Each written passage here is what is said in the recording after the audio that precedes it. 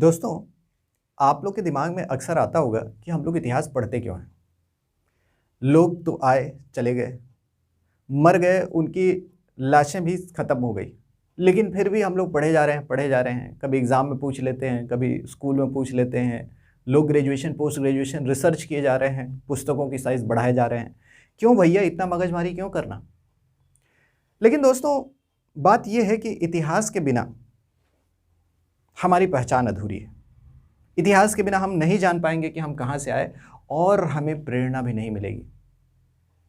ऐसा आप लोगों ने किसी न किसी के मुंह से सुना होगा। अक्सर चश्मिश और बूढ़े लोग ऐसी ही बातें करते हैं कि भैया इतिहास तो पढ़ना ही पड़ेगा, महान व्यक्तियों से प्रेरणा मिलेगी।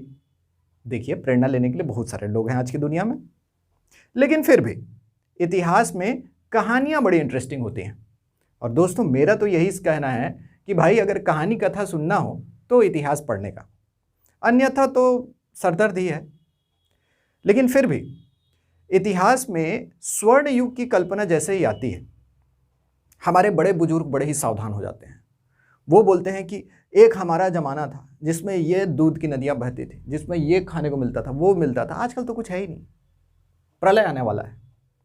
ऐसे ही बड़े बुजुर्ग लोग जो अपने ज़माने की तारीफ करते नहीं थकते हैं, वैसे ही लोग इतिहास के बारे में भी यही बताएंगे कि प्राचीन भारत महान समय था, स्वर्ण युग था। स्वर्ण युग में आपका जो है लोगों का एकदम शानदार टाइम चल रहा था, मजे में रहते थे लोग। अभी आप पूछेंगे स्वर्ण युग में क्या सड़क सोने का बना था, बोलेंगे नहीं। हाँ, तो आप बड़े बुजुर्ग लगते हैं, आप भी स्वर्ण युग में चिंता थे क्या? बोलेंगे नहीं, लेकिन स्वर्ण युग था। मतलब भरोसा है। मतलब इतिहास में कोई अगर स्वर्णिम युग है, कोई महान समय है, कोई अच्छा टाइम है, तो वो पक्का रहा होगा, और सारे बूढ़ों को इस पर पूरा भरोसा है। देखिए, यहाँ पे मुझे बूढ़ों से पर्सनली खुन्नस नहीं है, लेकिन इतिहास में किसी भी चीज़ के होने या नहीं होने के बारे में गारंटीड कुछ भी नहीं कहा जा सकता। कहानियों का संग्रह है, तथ्यों का संग्रह है, जिनको कालानुक्रम में व्यवस्थित किया गया है, और वही हम लोग पढ़ करके अपना ज्ञान और समझ बढ़ाने की कोशिश कर रहे हैं। यही इतिहास का उद्देश्य है। तो अक्सर हम लोग चर्चा में बोलते हैं कि महाशिवगुप्त बालार्जुन का समय छत्तीसगढ़ में स्वर्ण युग का काल है। महाशिवगुप्त बालार्जुन सिरपुर का पांडुवंशी जो है, ये जो है छत्तीसगढ़ में स्वर्ण युग का काल है। कई बार हम लोग पढ़ते हैं इतिहास में जो हमारे गुप्त लोगों का काल है, चंद्रगुप्त विक्रमादित्य का काल, जिसमें महान कालिदास हुए, इतिहास में स्वर्ण युग का काल है। अब कोई इस समय का व्यक्ति जो है, अब देखिए, चंद्रगुप्त विक्रमादित्य का जो समय है 5वीं शताब्दी, कोई उस समय तो जिंदा था नहीं, ठीक है। आपका महाशिवगुप्त बालार्जुन का काल जो है 8वीं शताब्दी, अब उस समय का कोई व्यक्ति तो जिंदा है नहीं, है कि नहीं? 7वीं शताब्दी, 7वीं शताब्दी, 8वीं शताब्दी का ये है, ये 5वीं शताब्दी का है। ये स्वर्ण युग वाले अपनी कहानियों को लेकर के इतने कॉन्फिडेंट कैसे हो जाते हैं, जबकि इस समय से तो कोई जिंदा है नहीं? तो देखिए, इतिहास में स्वर्ण युग की अवधारणा पैदा कैसे हुई, जिसकी वजह से हम लोग को ये दिमाग लगाना पड़ रहा है। भारत में कभी ब्रिटिश शासन हुआ करता था। अब ये भी इतिहास की बात हो चुकी है, पर ये क्या है, नज़दीकी इतिहास है, थोड़ा चिन्ह भी दिख जाते हैं ब्रिटिश शासन के हैं। छत्रपति शिवाजी टर्मिनस देखेंगे, फिल्मों में दिखता है, ब्रिटिश लोगों ने बनवाया। बिलासपुर में पुलिया बना हुआ है, ब्रिटिश लोगों ने बनवाया, है कि नहीं? तो भारत में ब्रिटिश शासन स्थापित हुआ था। ब्रिटिश लोग भारत में औपनिवेशिक शासन की स्थापना के लिए जाने जाते हैं। इन्होंने भारत को गुलाम बनाया। भारत के सभी उच्च पदों पर ब्रिटिश लोगों का कब्जा था। भारत में सभी आर्थिक लाभों के जो अवसर थे, ब्रिटिश लोगों ने सुनिश्चित किए हुए थे, और ब्रिटिश अपना सामान भारत में बेच करके प्रॉफिट कमाते थे। औपनिवेशिक शासन का उद्देश्य यह होता है कि जो मालिक देश है, जो कि ब्रिटेन, उसके लाभ के लिए उपनिवेशों का शोषण करना, यानी कि भारत का शोषण। तो ब्रिटिश औपनिवेशिक शासन का मुख्य कार्य था ब्रिटेन के द्वारा भारत का शोषण, ब्रिटेन के लोगों को धनी बनाना, भारत के लोगों को गरीब बनाना। लेकिन कौन से देश के लोग इस चीज को स्वीकार करेंगे कि आओ हमारा शोषण कर लो? हैं, भारत वाले थोड़ी मानेंगे कि ब्रिटेन वाले आए और हमारा शोषण कर लें। तो ब्रिटिश लोगों ने, ब्रिटिश औपनिवेशिक शासन ने यह विचार प्रस्तुत किया कि हम आपका शोषण कर रहे हैं, पर वो उतना बुरा नहीं है। ये औपनिवेशिक शासन जो है, ये शोषण आपका जरूर करता है, लेकिन ये औपनिवेशिक शासन जो है, ये फिर भी अच्छा है। क्यों अच्छा है? क्योंकि ये औपनिवेशिक शासन जो है, ये भारत के बिखरे हुए, अव्यवस्थित और भयंकर इतिहास में एक बहुत ही शानदार कड़ी है। ठीक है, क्योंकि ये औपनिवेशिक शासन जो है व्यवस्थित है, ठीक है, और भारत के अंदर जो आपका जाति, धर्म और क्षेत्र आधारित जो विभाजन है, इन सब से ये ऊपर है।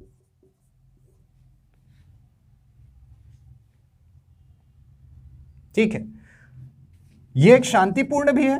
भारत में जो जाति, धर्म, क्षेत्र को लेकर के झगड़े होते हैं, इन झगड़ों से ये ऊपर है।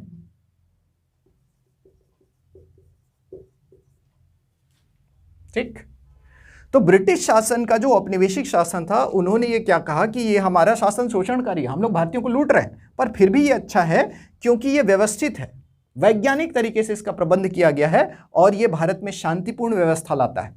कैसे? भारत में लोग जाति के आधार पर लड़ते हैं, धर्म के आधार पर लड़ते हैं, क्षेत्र के आधार पर लड़ते हैं, भाषा के आधार पर लड़ते हैं, इन सभी विभाजन और झगड़ों से ही ऊपर है। भारतीयों ने कहा हम लोग हमेशा थोड़ी झगड़ते हैं। अंग्रेजों ने कहा भारत का इतिहास हमने लिखा है। किसने? अंग्रेजों ने। इंडोलॉजी नाम का सब्जेक्ट उन्होंने डेवलप किया और अंग्रेजों ने अपने नजरिए से, अपनी मर्जी से भारत का इतिहास लिखा।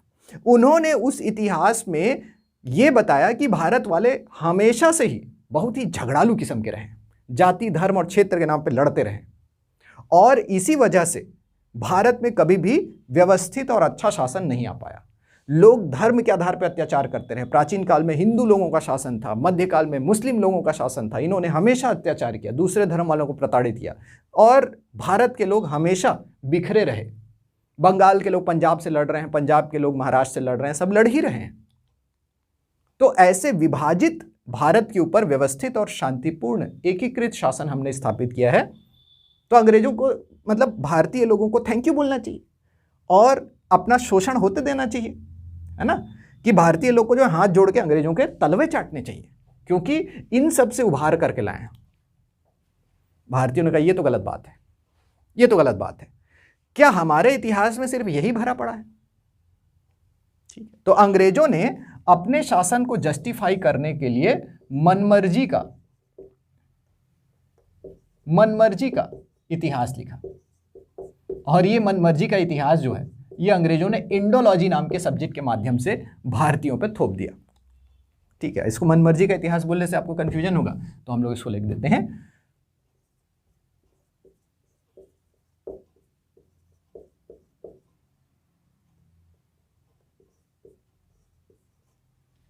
ब्रिटिश लोगों के द्वारा लिखित इतिहास।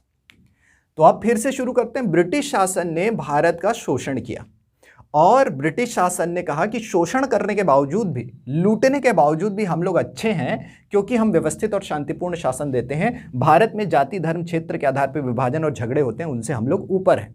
और इन्होंने अपने ब्रिटिश लिखित इतिहास में बताया कि भारत में हमेशा से ही ये लड़ाई झगड़े होते रहे, कचरा देश है भारत। भारतीयों को आया गुस्सा। भारतीयों ने कहा ये तो गलत बात है भाई, एक तो आप शोषण कर रहे हो, उसके ऊपर से आप हमको नीचा दिखा रहे हो। तो भारतीयों ने अपने दृष्टिकोण से इतिहास लिखने की शुरुआत की और उसमें जो भी समय काल से संबंधित जानकारियां उनको मिलती गई वो लोग भरते गए। धीरे धीरे इतिहास लिखने के माध्यम से उन्होंने अंग्रेजों के इस सोच के ऊपर आक्रमण करना शुरू किया। अब भारतीय लोगों ने जब इतिहास लिखा,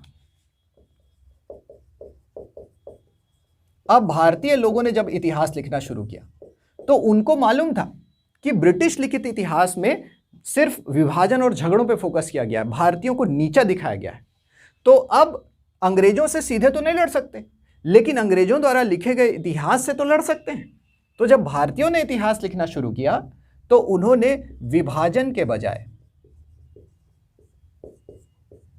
उपलब्धि के ऊपर फोकस करना शुरू किया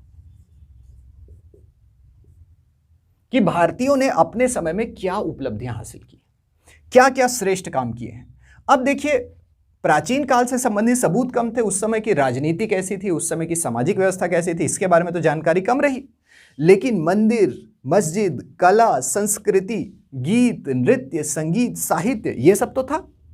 ये सब होती हैं सांस्कृतिक उपलब्धियां। तो सांस्कृतिक उपलब्धियों पे इन्होंने फोकस करना शुरू किया। ठीक, तो भारतीय लोगों ने जब इतिहास लिखना शुरू किया तो इन्होंने अंग्रेजों के इतिहास का जो लॉजिक था कि भारतीय लोग हमेशा से ही झगड़ालू और दुष्ट किस्म के रहे हैं, बिखरे हुए लोग रहे हैं, उसके बजाय इन्होंने भारतीयों की उपलब्धियों पे फोकस करना शुरू किया कि भारतीय लोग बड़े ही सभ्य, सुशील और श्रेष्ठ गुणों वाले लोग रहे।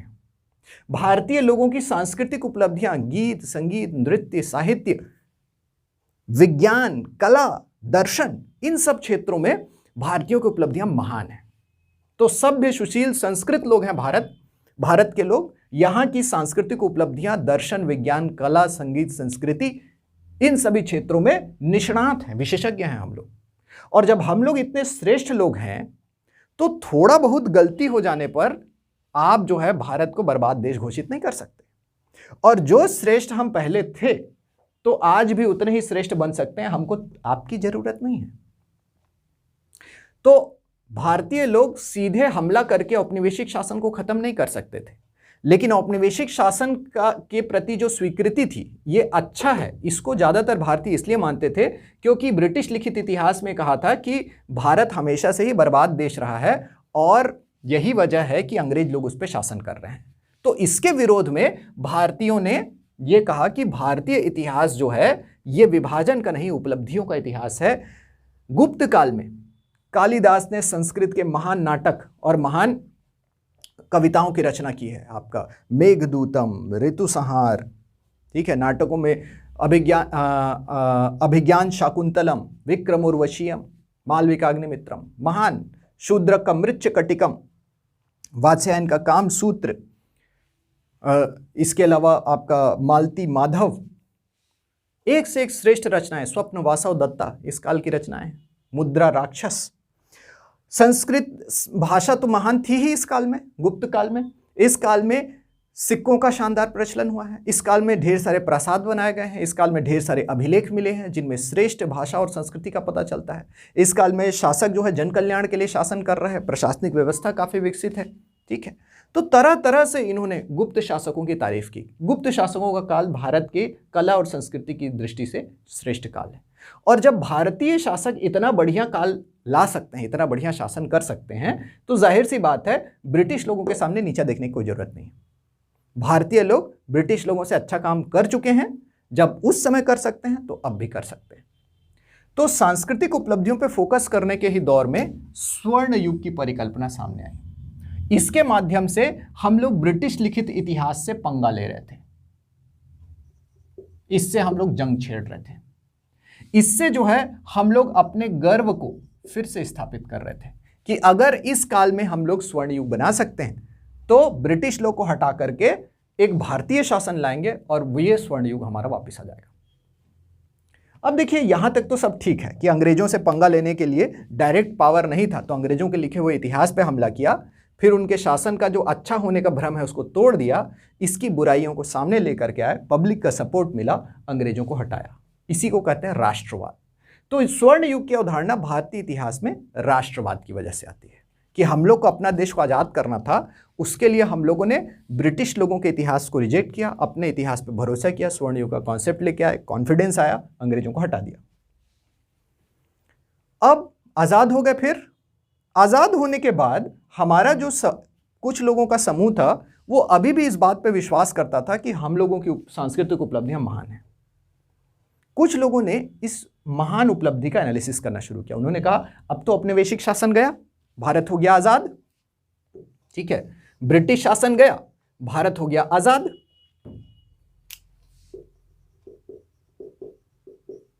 ठीक। अब ब्रिटिश लोगों के द्वारा लिखा हुआ इतिहास भी गया, ब्रिटिश इतिहास से झगड़ने की वजह भी चली गई। तो आजादी के बाद क्या हुआ कि अब हमारे पास ऐसे सांस्कृतिक उपलब्धियों पे गर्व करने का एक ट्रेडिशन बन चुका था। लेकिन आजादी के बाद हुआ यूं कि लोगों ने कहा ब्रिटिश शासन तो गया, अब क्या? तो ये जो स्वर्ण युग के ऊपर जो है ढोल पीटने वालों का एक गैंग तैयार हो गया। उन्होंने एक समूह तैयार किया। इन्होंने कहा कि भारत एक महान देश है, हम लोग प्राचीन काल में महानता हासिल कर चुके हैं, इसलिए अभी हम लोग दुनिया में बेस्ट हैं। लेकिन जब आप भारत को देखेंगे तो एक्चुअल में ऐसा लगता है नहीं, हम लोग प्रोग्रेस में हैं, we are work in progress, हम लोग बहुत सारी अच्छी चीजें कर रहे हैं, लेकिन बहुत कुछ करना अभी भी बाकी है। तो प्राचीन काल की तरफ देख करके, खुश हो करके, सीना चौड़ा करके अगर हम लोग आगे बढ़ते हैं तो हमारे फीलिंग्स के लिए अच्छा हो सकता है, लेकिन रियल लाइफ में हम लोग को ये चीज़ स्वीकार करना पड़ेगा कि हम लोग को भी बहुत कुछ करना बाकी है। तो इससे प्रेरणा लेके अगर हम लोग आगे बढ़ते हैं तब तो ठीक है, पर इसको देख करके खुश हो जाते हैं और कुछ नहीं करते हैं तब तो गलत है। तो आज़ादी के बाद दो विचार प्रस्तुत हुए। एक का कहना था कि भारत जो है इसमें आपका स्वर्ण युग आ चुका है, इसलिए भारत एक महान देश है। भारत एक महान देश है तो इसको ज्यादा सुधार की जरूरत नहीं है। चूंकि गुप्त काल में भारत में स्वर्ण युग आ चुका है, भारत की सांस्कृतिक उपलब्धियां महान हैं और इसलिए भारत जो है महान देश है, और महान देश है इसलिए भारत को ज्यादा सुधार की जरूरत नहीं है। इनफैक्ट जो भी सुधार अब भारत में किए जा रहे हैं वो काउंटर प्रोडक्टिव हो सकते हैं, वो गलत हो सकते हैं, खतरनाक है। दूसरी तरफ स्वर्ण युग की अवधारणा को जो है चुनौती प्रस्तुत की गई। स्वर्ण युग की अवधारणा का जो है विश्लेषण शुरू हुआ। विश्लेषण करने वालों ने पाया कि बहुत सारे ऐसे, एक तरफ तो ऐसे बुक्स हैं जो कहते हैं कि गुप्त काल स्वर्ण युग है, महान टाइम है, कालिदास एकदम तारीफ पे तारीफ किए जा रहे हैं, लेकिन उसी गुप्त काल में हमको फाहियान का ग्रंथ मिलता है। फाहियान का ग्रंथ है फुकियो की, चाइनीज है फाहियान। फाहियान को शासन व्यवस्था से कोई मतलब नहीं है, उसने सीधा समाज को देखा, उसने कहा छुआछूत तो है, चंडाल लोगों को घर में नहीं घुसने देते, शहर में नहीं घुसने देते, महिलाओं के साथ मारपीट की जा रही है, शासक जो है वो कई कई महीनों तक गायब रहता है, अमीर लोग गरीबों का शोषण कर रहे हैं। लेकिन फाहियान सिर्फ इतना ही नहीं लिखता, वो ये भी लिखता है कि लोग बड़े ही सभ्य हैं, भारत बड़ा ही समृद्ध देश है, लोग मिलजुल के रह रहे हैं, खा पी रहे हैं, काफी अच्छा है। तो स्वर्ण युग का जब हम विश्लेषण करते हैं तो पता चलता है कोई भी युग परफेक्ट नहीं होता। सांस्कृतिक उपलब्धियां महान हैं, साहित्य से संबंधित, विज्ञान और दर्शन से संबंधित, पर समाज में अभी भी छुआछूत है, महिला पुरुष का भेदभाव है, बना हुआ है, अंधविश्वास बने हुए हैं जिनको कि दूर किया जा सकता है। तो स्वर्ण युग का विश्लेषण करने से पता चलता है कि भारत में महानता के तत्व भी हैं, लेकिन महानता के साथ साथ